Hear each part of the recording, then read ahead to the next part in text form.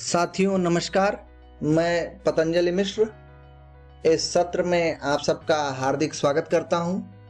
आज जिस विषय पर बातचीत करने के लिए मैं उपस्थित हूं वह विषय है वंचना सिद्धांत, अर्थात जिसे अंग्रेजी में हम डेफिसिट थियरी कहते हैं। साथियों, वंचना सिद्धांत या डेफिसिट थियरी शिक्षा शास्त्र विषय में एक महत्वपूर्ण सिद्धांत है और शिक्षा शास्त्र विषय के अंतर्गत जो लैंग्वेज अक्रॉस द करिकुलम का पाठ्यक्रम है उसमें भी इसकी अत्यंत महत्ता है। साथियों, डेफिसिट थियरी जो है वो उसको जानने से पहले जो कुछ प्रश्न विचारणीय हैं उस पर हम सबको ध्यान देना होगा और उस प्रश्नों की हम विवेचना करेंगे कि कौन से प्रश्न विचारणीय हैं। एक अध्यापक के रूप में आपने अपनी कक्षा में देखा होगा कि कुछ विद्यार्थी बेहतर प्रदर्शन करते हैं जबकि कुछ विद्यार्थी बहुत बेहतर प्रदर्शन नहीं कर पाते हैं। कहने का मतलब है कि कुछ विद्यार्थी कक्षा में विभिन्न विषयों में या भाषा के क्षेत्र में बेहतर प्रदर्शन करते हैं, वहीं कुछ विद्यार्थी अपेक्षानुरूप बेहतर प्रदर्शन नहीं कर पाते हैं। आपने अपनी कक्षा में देखा होगा कि विभिन्न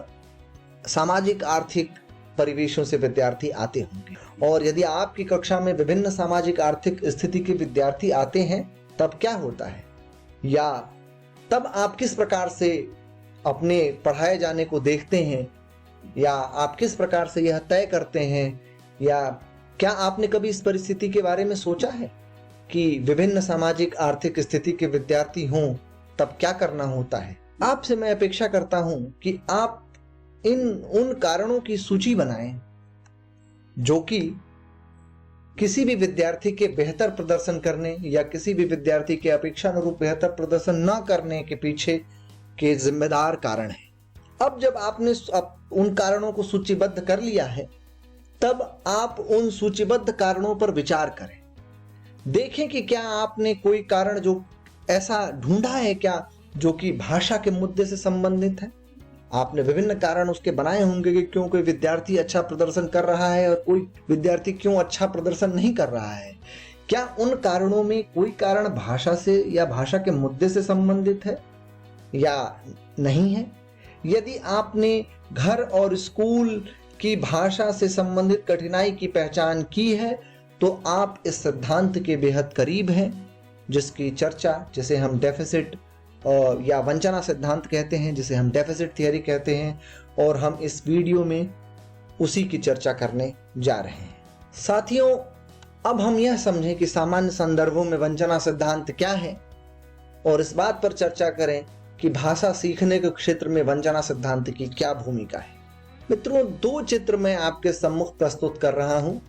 जिसमें कि एक विद्यार्थी जो है नीले रंग का ब्लेजर पहना है, टाई लगाया है, साफ सुथरा दिख रहा है, और दूसरी तरफ दूसरा चित्र है जिसमें एक बालिका है जो कि किसी गांव के एक अनजान सड़क पे खड़ी है अपने स्कूल ड्रेस में।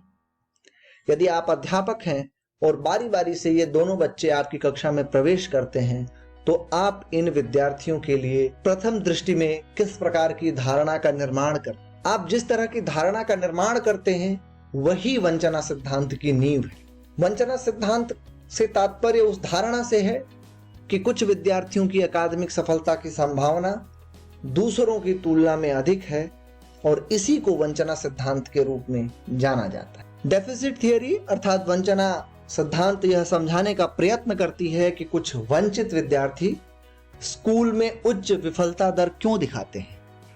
सामाजिक आर्थिक रूप से वंचित परिवारों से आने वाले यह विद्यार्थी क्योंकि सफलता के लिए इनके पास आवश्यक भाषाई संसाधन नहीं होते हैं और ये बिना इन भाषाई संसाधनों के ही कक्षा में या स्कूल में प्रवेश करते हैं और इसलिए मौखिक अभिव्यक्ति के क्षेत्र में वो उतने निपुण नहीं होते हैं जितने कि वो विद्यार्थी जो कि एक मजबूत सामाजिक आर्थिक पृष्ठभूमि से आते हैं। साथियों, शिक्षा में वंचना सिद्धांत से अभिप्राय यह है कि कुछ विद्यार्थी जो कि किसी प्रकार से स्थापित आदर्श विद्यार्थी से भिन्न होते हैं को कमतर समझा जाता है। यहाँ भिन्नता से तात्पर्य कुछ भी हो सकता है। कोई एक कमजोर सामाजिक आर्थिक पृष्ठभूमि से आ रहा विद्यार्थी हो सकता है, कोई एक शारीरिक रूप से दिव्यांग विद्यार्थी हो सकता है, तो इन दोनों तरह के विद्यार्थियों को जब हम देखते हैं और जब इनकी भाषाई क्षमता की विवेचना करते हैं या किसी भी विषय के में अभिक्षमता की विवेचना करते हैं, तो यह समझा जाता है सामान्यतया कि ऐसे विद्यार्थी जो कि वंचित वर्ग से हैं या जो कि कमजोर सामाजिक आर्थिक पृष्ठभूमि से हैं, वो एक मजबूत या एक बेहतर सामाजिक आर्थिक पृष्ठभूमि से आए विद्यार्थियों से कमतर आंके जाते हैं। साथियों, वंचना सिद्धांत की परिकल्पना इस मुद्दे पर आधारित है कि सामाजिक एवं आर्थिक रूप से पिछड़े विद्यार्थी जिनके पास या जिनके आसपास के परिवेश में मानक भाषा का उपयोग नहीं किया जाता है का असर कक्षा में उसके प्रदर्शन पर पड़ता है। कहने का तात्पर्य है कि वंचना सिद्धांत इस बात की हाइपोथेसिस करता है कि ऐसे विद्यार्थी जो कमजोर सामाजिक या आर्थिक पृष्ठभूमि से आते हैं और जिनका परिवेश भाषाई रूप से और विशिष्ट रूप में मानक भाषा के उपयोग के संदर्भ में समृद्ध नहीं है, उसका असर जो है उनकी कक्षा के प्रदर्शन पर भी पड़ता है, और इसलिए कि वो भाषा के प्रदर्शन में कमजोरी दिखाते हैं और भाषा में कमजोरी दिखाने के चलते वो अन्य विषयों के कक्षाओं में भी कम अंक या कम प्रतिभाग करते हैं, और इसकी वजह से इनके ओवरऑल अचीवमेंट पे, इनके ओवरऑल प्रदर्शन पे असर पड़ता है। वंचना सिद्धांत की मूलतः दो परिकल्पनाएं हैं। पहली परिकल्पना तो यह कि आसपास एवं घर का माहौल भाषा के विकास में महत्वपूर्ण भूमिका निभाता है। राष्ट्रीय पाठ्यचर्या की रूपरेखा 2005 में यह बात प्रमाणित भी हो चुकी है। उस दस्तावेज में इस बात पर बल दिया गया है कि एक अध्यापक को चाहिए कि वह आसपास पड़ोस की भाषा और मानक भाषा के बीच के जो गैप है, जिसे कि हम घर की भाषा एवं स्कूल की भाषा के मध्य का द्वंद्व कहते हैं, उनको पाटने का प्रयास करें, और घर की भाषा एवं स्कूल की भाषा के मध्य का अंतर ही वंचना सिद्धांत का नींव है। यदि हम इस पे किए गए शोधों को देखें तो हम देखते हैं कि 1980 और 1990 के दशक में एलर महोदय और लिब्रन महोदय ने, इन दोनों ने शोध किया, और एलर महोदय ने कहा अपने शोध में कि सामाजिक आर्थिक रूप से कमजोर विद्यार्थियों की सफलता दर को समझाने के प्रयास में एलर महोदय ने 1990 के दशक में उन विद्यार्थियों के बीच असफलता को रेखांकित करना प्रारंभ कर दिया जो कि सामाजिक आर्थिक रूप से कमजोर पृष्ठभूमि से आते थे। और इस शोध को करने का इनका आधार यह था कि ऐसे विद्यार्थी मौखिक रूप से उतने सक्षम नहीं है जितने कि या मौखिक रूप से अपने आप को अभिव्यक्त करने में उतने सक्षम नहीं है जितने कि मजबूत या सामान्य सामाजिक आर्थिक पृष्ठभूमि से आने वाले विद्यार्थी हैं। लिब्रन महोदय ने जो शोध किया उसमें उनके लेखन में भी यह स्पष्ट है, और उन्होंने विक्टर ऑफ एवरॉन रिपोर्ट जारी की जिसमें फेरल चाइल्ड की संकल्पना वो गढ़ते हैं, और एक जंगली बच्चा,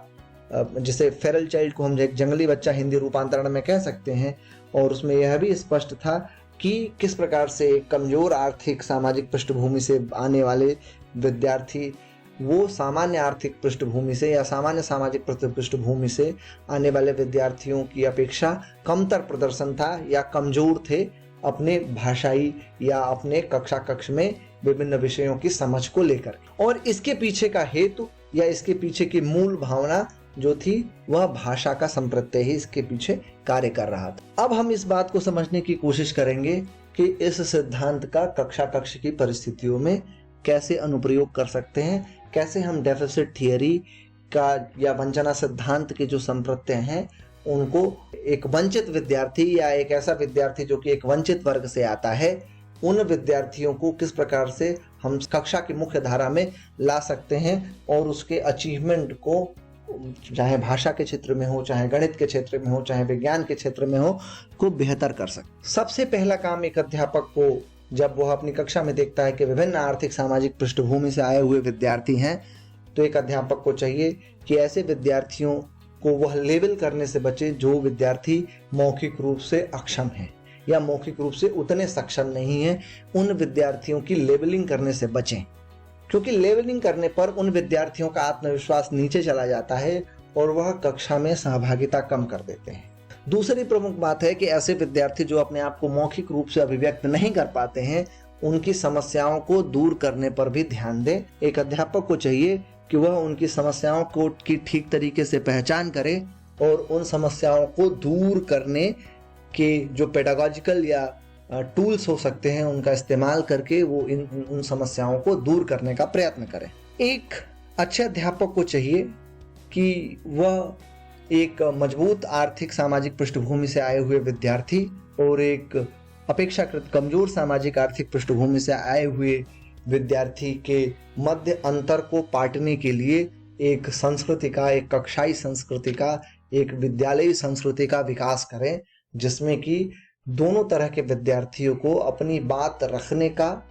समान अवसर प्रदान करें। हम ये ऐसी अपेक्षा एक बढ़िया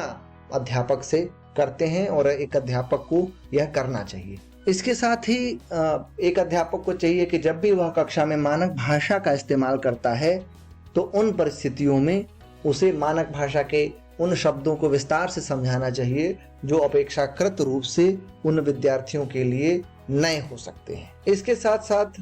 ऐसे विद्यार्थी जो एक कमजोर सामाजिक आर्थिक पृष्ठभूमि से आते हैं, उन विद्यार्थियों से हमें विस्तार की अपेक्षा नहीं करनी चाहिए। उन विद्यार्थियों से हमें यह अपेक्षा करनी चाहिए कि वह कक्ष में की वार्तालापों में समान रूप से सहभागिता करें, जिनसे उनका आत्मविश्वास बेहतर हो। यदि ऐसे विद्यार्थी मानक भाषा में अपनी बात कह रहे हैं और एक दो वाक्यों में भी अपनी बात कहना चाहते हैं, तो ऐसे विद्यार्थियों से विस्तार की अपेक्षा न करके उनसे एक दो वाक्यों में ही उनके विचार प्राप्त किए जाने चाहिए। एक अच्छे अध्यापक को चाहिए कि कक्षा में एक मानवीय वातावरण का निर्माण करें, जिसमें कि इसमें यह होना चाहिए कि अध्यापक से बच्चे डरे नहीं, चाहे वो किसी भी तरह के बच्चे हों। अपनी समस्याओं को, अपने प्रश्नों को वह उस अध्यापक के समक्ष आसानी से रख पाएं, और ऐसा तभी हो पाएगा जब कक्षा कक्ष की परिस्थितियों में हम एक मानवीय वातावरण का, एक ह्यूमन एनवायरनमेंट का निर्माण करेंगे। साथियों, धन्यवाद। अगली कक्षा में मैं डिसकंटिन्यूटी थियरी पर आपके साथ चर्चा करूंगा। इस विषय से संबंधित यदि कोई प्रश्न है तो आप कमेंट बॉक्स में मुझसे पूछ सकते हैं, और आपको अबाध रूप से विभिन्न विषयों पर लेक्चर या वार्ताएं मिलती रहें, इसके लिए आप मेरे YouTube चैनल को सब्सक्राइब भी कर सकते हैं, लाइक भी कर सकते हैं, शेयर भी कर सकते हैं, और अपने प्रश्नों को कमेंट बॉक्स में पूछ सकते हैं। धन्यवाद, आभार।